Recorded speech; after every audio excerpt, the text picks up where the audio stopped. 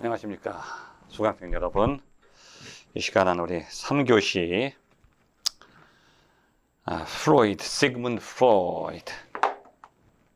자, 시그문드 프로이드에 대해서는 여러분이 충분히 어느 정도 예비 지식을 가지고 있는 줄로 생각합니다.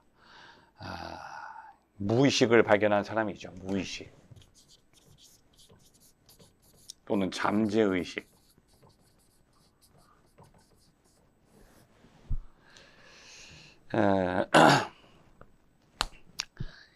프로이드는 꿈을 많이 꿨어요. 어린 시절도 그렇지만, 근데 그 꿈 속에서 이상하게 현실의 모습이 그대로 투영될 때도 있지만, 현실이 아닌 것들, 현실에서 생겨날 수 없는 불가사의한 경험들을 하는데, 그 대부분은 꿈의 내용들 속에 보면 현실과 반대되는 경험들을 많이 하는 것이죠.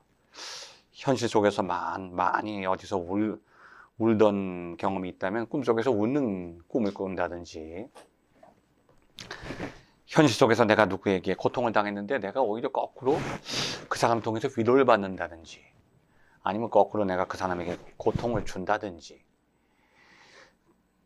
무엇인가 현실과 상통하는 비슷한 경험을 하는데 현실과는 다른 하나의 꿈의 세계들을 쭉 이 프로이드는 자기가 돌이켜보면서 그것이 그냥 우연히 형성되는 게 아니라 자기가 삶 속에서 겪었던 경험들과 그것이 연관되어 있다고 하는 것을 깨닫게 됐어요.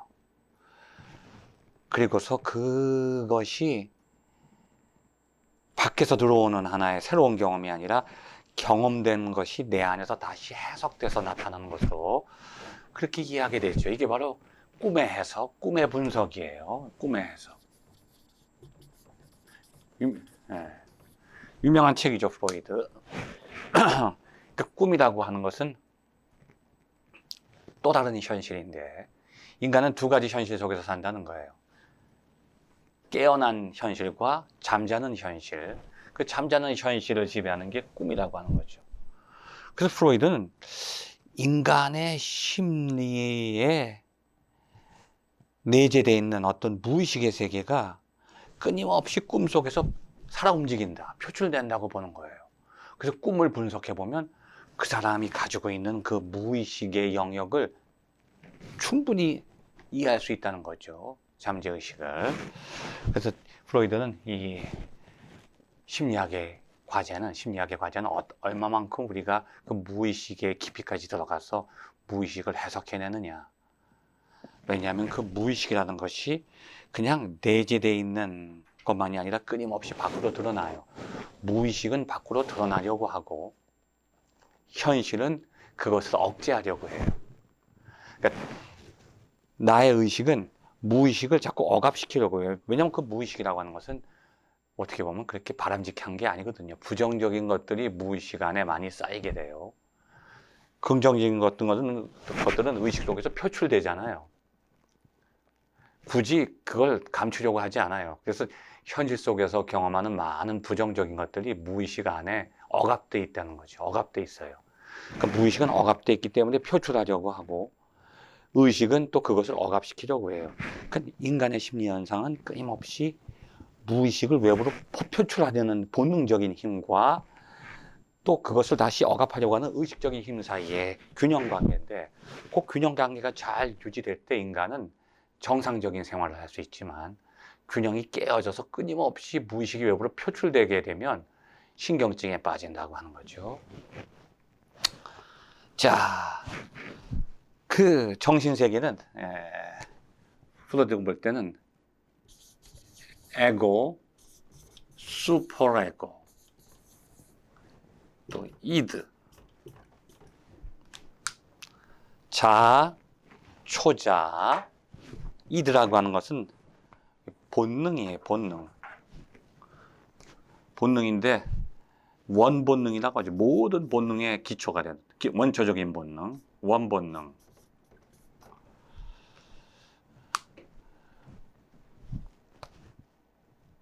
인간은 여러 가지 본능이 있어요.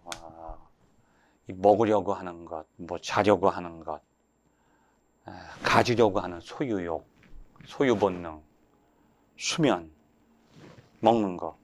근데 그 중에 가장 강력한 게 성적인 본능이라는 거예요. 성적인 본능, 성적 욕구. 그 리비도라고 그러죠. 리비도. 근데 이게 성적인 것이 우리는 성적이면 그거 좀 너무 저 사람은 이성을 밝히나? 좀 나쁘게 생각해요. 성적인 본능을 강한 사람은 좀 동물적이야, 좀 비인간적이야. 부정적으로 해석하는데 그렇지 않습니다. 인간의 그 어떤 에너지, 인간이 살아갈 때는 에너지가 필요한데 그 모든 에너지의 근원이 성적인 본능이라는 거예요. 인간은 두 가지 본능을 가지는데 생명의 본능이 있고 죽음의 본능이 있어요. 죽음의 본능은 인간이 그걸 꺼리죠. 생명의 본능은 그것을 추구해요. 그런데 그 두 가지 본능 밑에는 성적인 본능이 있는데 이것이 단지 이성적인 본능으로만 존재하는 게 아니라 삶의 모든 에너지의 근원이 돼요. 그 성적인 것이 이게 무조건 나쁘다는 게 아니에요. 이성을 향해서 그게 과도하게 리비도로 과도하게 나타나면 그게 나쁜 거지만 결국은 그것이 인간의 심리를 구성하고 있고 삶의 모든 에너지의 근원이기 때문에 그 본능 자체가 없어져 버리면 인간은 삶의 욕구조차 없다는 거죠. 자, 원본능, 이건 초자, 에고. 에고는 이들을 컨트롤하려고 해요. 본능을 억제하려고 하는 힘이에요. 자아라고 하는 것은. 그리고 그 자아를 또 컨트롤하는 것은 또 슈퍼자, 초자라고 하죠. 말하자면 그 외부에서 나를 통제하는 거죠. 뭐 부모님이라든지 어머니, 아버지, 아니면 뭐 도덕적인 규범, 양심, 뭐 이런 것들을 초자라고 하는 거예요. 그래서 인간의 정신세계는 자아와 초자아와 이드, 원본능 이 세 가지가 서로 상호작용을 해서 인간의 정신세계의 심리 상태를 구성한다. 이게 이제 프로이드의 정신분석학이고, 프로이드가 인간의 심리를 분석하는 유일한 방법은 꿈을 해석하는 거예요. 프로이드의 정신분석학은 꿈을 분석하는 것이다. 자, 프로이드는 이 과학이라고 하는 것이 인간에게 큰 기쁨만 준 게 아니라 큰 상처를 남겼는데, 큰 상처 중에 세 가지가 있는데 첫 번째가 코페르니쿠스의 회전론, 지동설이에요. 지동설은 지구가 중심이 아니고 태양이 중심이라고 하는 전체 물리학인데 그전에는 천동설이 지배했잖아요. 지구가 중심이라는 거죠. 지구가 중심이라고 하는 말은 부분적인 얘기고 크게 보면 인간이 중심이라는 거예요. 지구가 우주의 중심에 있다는 말은 지구의 중심은 인간이잖아요. 인간이 우주의 중심에 있다고 하는 확신을 무너뜨려서 인간에게 큰 상처를 줬어요. 자기애를 손상시켰다는 거죠. 그다음에 두 번째는 뭐냐면 진화론이에요. 찰스 다윈의 진화론은 진짜 인간에게 큰 상처를 줬다는 거예요. 왜 상처를 줬냐면 인간은 위대한 존재다. 특별한 존재다. 하나님의 형상을 가진 존재다. 그런 신념이 존재했는데 자연적 과정의 결과가 인간이다. 쉽게 말하면 원숭이의 손자다. 원숭이 할아버지의 손자라는 거예요, 인간이. 그러니까 인간이 얼마나 자존심이 상해요. 인간의 자기애적 상처를 결정적으로 입힌 것이 진화론이다. 세 번째 상처는 뭐냐? 인간이 스스로의 운명을 지배하는 주인조차 아님을 밝힌 자신에 의해서. 그러니까 프로이드가 자기 고백한 미안합니다. 인간 여러분, 나 때문에 여러분이 세 번째 상처를 받았습니다. 인간은 자기가 의식적으로 막 움직이는 존재가 아니라 인간의 의식은 무의식에 의해서 조정당합니다. 지금 내가 막 기뻐하는 건요, 나의 무의식 속에 뭔가 기쁨에 대한 욕망이 표출되는 거예요. 내가 누굴 좋아하는 것은 내 무의식 속에 내가 좋아했던 어떤 것이 그 사람에게 느껴지는 거죠. 그러니까 남자는 자기도 모르게 엄마를 닮은 여성에게 호감을 느끼는 거예요. 여자는 자기도 모르게 아버지를 닮은 남자를 보면 이상해요. 얼굴은 잘생기지도 않았고 자기의 이상형도 아닌데 아버지를 닮았어요. 그럼 자기도 모르게 호감을 느껴요. 그러니까 딸의 이상형은 아버지를 닮은 남자, 아들의 이상형은 엄마를 닮은 남자예요. 이것이 바로 프로이드가 말하는 오이디푸스 컴플렉스. 아들은 아버지도 좋아하고 엄마도 좋아하지만 엄마를 더 좋아해. 딸은 아버지도 좋아하고 엄마도 좋아하는데 아빠를 더 좋아해. 그래서 둘 다 좋아하니까 더 좋아하는 사람과 엄마와 아빠, 부모님 사이에 또 좋아하는 걸 느끼면 자기가 갈등을 겪는 거예요.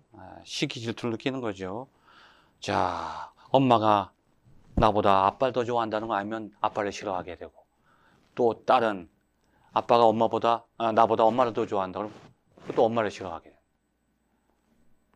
자, 그게 father complex, mother complex가 되는 거예요. 자, 프로이드는 인간이라고 하는 존재는 의식 세계 속에 사는 게 아니라 무의식 세계 속에 사는데 무의식의 지배를 받고 산다. 그러니까 조종당한다는 거죠. 인간의 자율성에 대해서 큰 상처를 입혔다는 거예요, 자기가.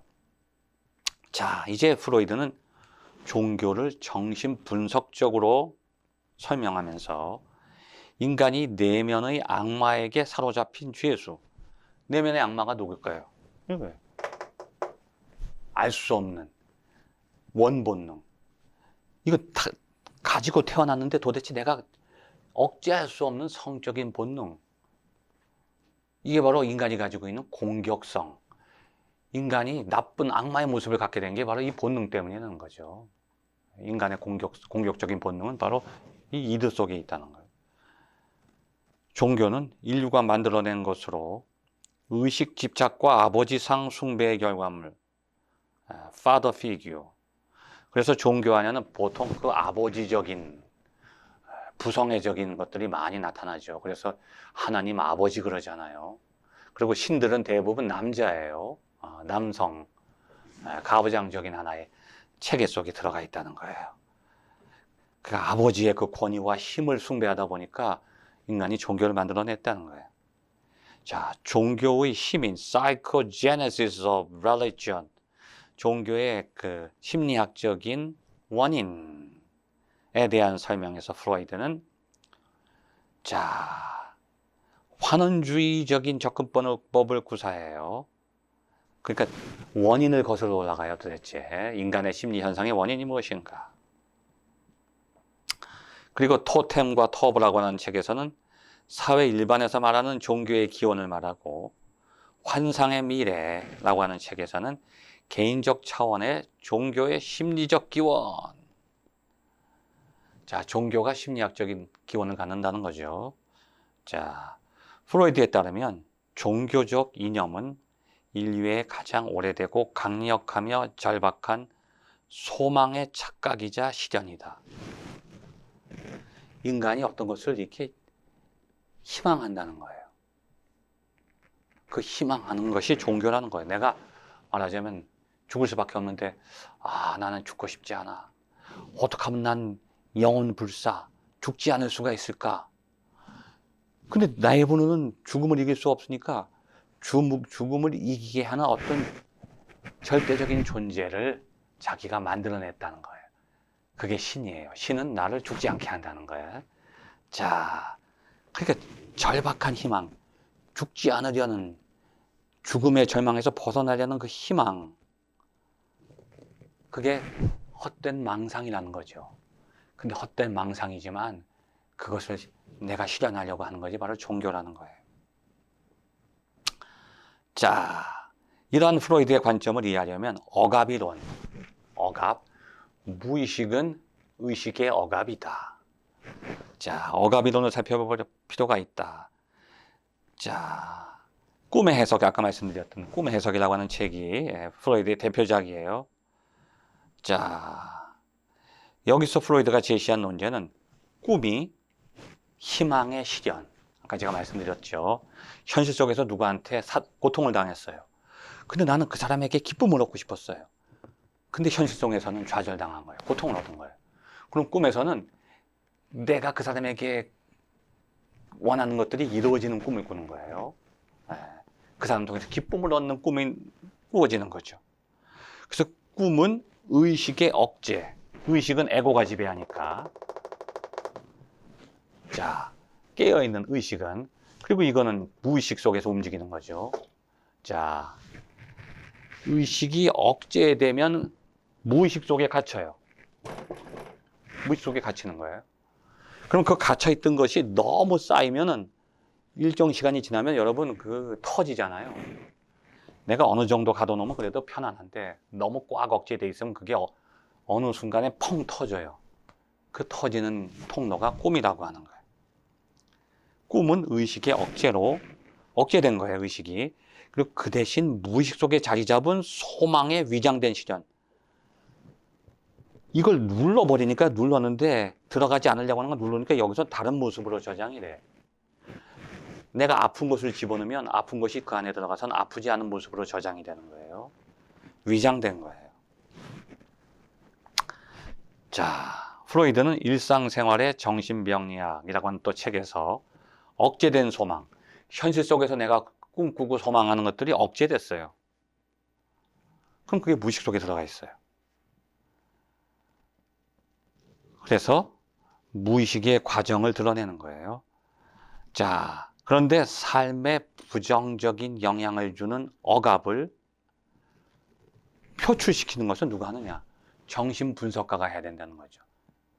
그 사람이 어떻게 하든지 이걸 갖다 표출시켜야만 신경증, 정신병에서 해소가 되고 내가 마음이 편안해지는데 꿈이라도 꾸면 표출되면 마음이 편안해지는 거예요. 너무 억압되어 있는데.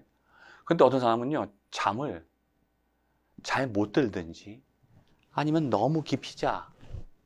그러니까 꿈을 안 꿔. 그러면 이게 꿈속에서 표출 안 되니까 이게 계속 쌓이니까 신경증이 되는 거예요. 이 무의식이 너무 억압된 채로 남아있으면 신경증에 걸리니까 심리치료사가 이제 상담을 하면서 그 부정적인 억압을 표출시키는 역할을 한다는 거죠. 자, 프로이드가 만든 합성어인 정신분석은 치료받지 못한 채 무의식에 자리 잡은 외상성 경험을 환자의 의식 속으로 불러와서 드러내는 거예요. 자, 외상성 경험은 뭐냐면 현실적인 경험이라는 거죠. 외상성은 상처받은 경험, 현실 속에서 상처받은 경험을 무의식 속에 갇혀 있는데 이것을 의식 속으로 끌어내는 거예요. 못 끌어내면 꿈으로라도 나와야 되는데 꿈으로 안 나오니까 의식에서 나와야죠. 자, 분석가는 계속되는 질문을 통해서 환자에게 나쁜 영향을 미친 억압되어 있는 그 트라우마를 규명하고, 트라우마가 뭔지 아세요? 이게 상처라고 하는 말인데요. 이게. 자, 그런데 트라움이 뭔지, 트라우마예요. 이게 트라우마가 심리적인 상처, 억압된 상처인데 이 트라움이란 말이 독일 말로 뭐냐면 꿈이에요. 재밌죠? 그러니까 꿈이라고 하는 것은 상처가 드러나는 거죠. 근데 안 드러나면 현실 속에서 분석가가 끄집어내야 된다는 거예요. 그 트라우마를 규명하고 환자가 이것을 드러내서 해결할 수 있게끔 도울 수 있다는 거죠. 자, 그런데 프로이드는 종교의식이 신경증 환자들에게 나타난 강박성 행동과 비슷하다. 그게 참 재밌는 거예요. 이게 종교의식을 할 때 사람들은 자기도 모르게 무의식 속에 억압된 것을 종교의식 속에서 표출하려고 한다는 거죠. 그러니까 종교의식을 하면서 마치 꿈을 꾸는 경험을 하는 거야. 그럼 어떻게 돼요? 카타르시스가 일어나. 자기 치료가 일어나고 자기 정화가 일어난다는 거예요. 이것을 프로이드는 종교에서 말하는 어떤 신적인 체험, 감동, 은혜 체험, 그렇게 해석을 하는 거예요. 자, 그래서 그러한 자신의 초기의 관찰 결과를 바탕으로 종교는 본질적으로 강박신경증의 왜곡된 형태다. 강박신경증. 사람이 너무 억압이 심하면요, 강박증에 빠져요.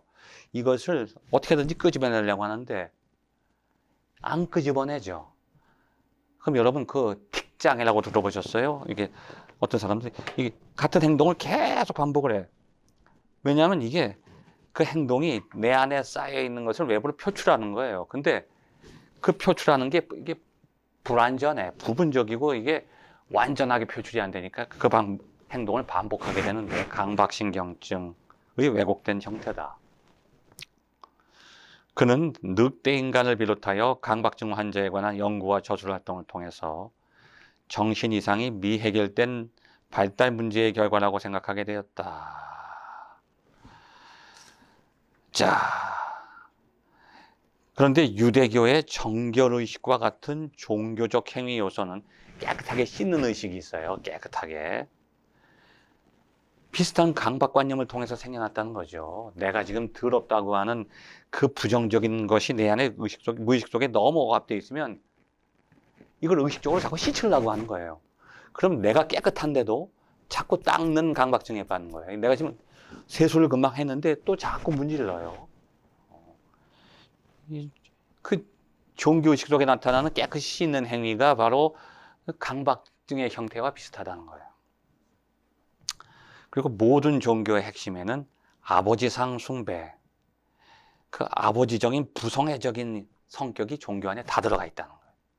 아버지는 강하고 또 분노할 수 있고 또 나를 도와줄 수 있고 뭐 여러 가지 의존할 수 있는 거죠. 아까 우리가 지난 시간에 슐라이너 말을 통해서 공부했듯이 가장 내가 의지할 수 있는 절대적인 존재는 아버지가 될 수 있다는 거예요.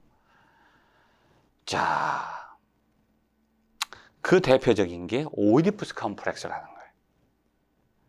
인류의 역사의 어떤 시점에서 아버지상은 부족 여성들에 대한 독점적 성 권리를 갖게 되었다는 것이 프로이드의 실증 없는 주장이다. 프로이드 개인의 주장이라는 거예요. 증명되진 않았지만. 자, 근데 이게 뭐야? 아버지가 여성들을 다 독점한단 말이에요. 이런 상황에 불만을 품은 아들들이 아버지상을 무너뜨리고 목숨을 빼앗았지만 이후에는 존속살인의 비밀과 그에 따른 죄의식을 짊어지게 돼. 자, 이 인간은 원본능, 성적인 본능을 가지고 있는데 그 성적인 본능이 상대방에 대해서 좋은 감정으로 나타나는 게 아니라 시기와 질투와 분노로 나타내요. 근데 시기와 질투와 분노에 대해서 왜 사람들은 죄의식을 갖게 되냐면 나하고 관계없는 사람, 전혀 상관없는 사람에게 시기와 질투와 분노를 나타내게 됐을 때는 죄의식이 없어요. 그런데 참 이게 아이러니컬하게도 아버지를 나는 사랑해. 한편에서는 사랑하는데 한편에서는 시기와 질투와 분노를 나타내는 거야. 그래서 그것이 죄의식으로 남아있는 거예요. 여기 죄의식. 그러니까 결국은 인간이 정신질환에 시달리게 되는 것은 그 성적인 본능 때문에 정신질환에 시달리게 되는 게 아니라 그 성적인 본능이 너무 과도하니까 내가 사랑하는 대상인 아버지를 사랑만 하는 게 아니라 한쪽에서는 또 미워해. 사랑하면서 증오하면서 자기 안에 아버지에 대한 죄의식이 쌓이는 거야. 근데 그 죄의식이 너무너무 커질수록 죄의식의 지배를 받게 되면 그 사람은 정상적인 성격을 가진 사람으로 성장할 수 없고 신경증에 빠진다는 거예요. 그게 누구냐 하면 프로이드예요. 프로이드가 자기 자신을 보니까 너무 어머니에게 집착돼 있어. 자기가 결혼할 때도 어머니 같은 여성을 만났고 결혼해서도 어머니에 대한 그 이성적인 사랑을 가졌어요. 누구보다도 어머니에 대해서 집착했던 프로이드가 어머니를 애인처럼 느낀 거지. 누구보다도 그래서 아버지에 대해서 부정적인 감정을 갖게 된 것을 아버지가 돌아가신 다음에 평생 또 죄의식을 갖고 있게 돼. 그 알 수 없는 죄의식이 인간의 심리학적인 상태에 큰 나쁜 영향을 미친다고 하는 거죠. 자, 그래서 어릴 때는 본능적으로 어린아이들이 그 아버지에 대한 공격성을 갖게 되는 거예요. 그리고 또 아버지가 그걸 알아. 내가 아버지를 미워한다는 것을 아버지가 안다는 걸 내가 알아. 그래서 아버지가 나를 또 남자로서 또 질투하면서 경계해서 또 나를 공격할 수 있다는 그런 또 강박관념을 갖게 된다는 거죠. 자, 이런 내용을 가지고 우리 248페이지는 우리 다음 시간에, 우리 다음 주차에, 13주차에 계속해서 공부해 보기로 하겠습니다. 끝까지 경청해 주셔서 감사합니다.